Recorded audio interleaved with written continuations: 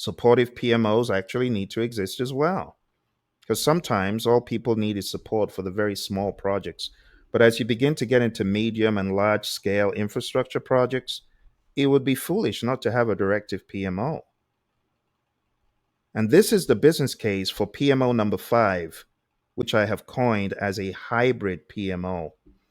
And the hybrid PMO, they vary by project, by region, by phase, by program, by portfolio.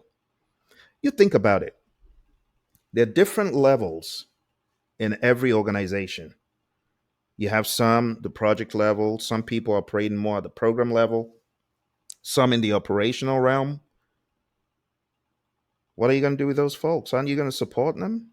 I know you've never heard of an operational management office, an OMO, but there's so many allotropes of support that you could provide. Doesn't always have to be controlling or directive or supportive.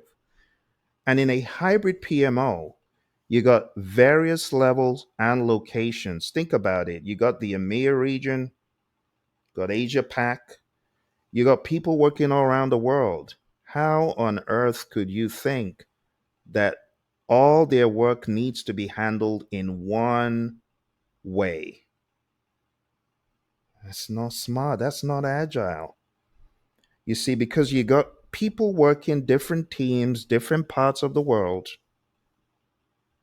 you got to be hybrid. At some levels in the firm, the corporate PMO, it could very well be directive.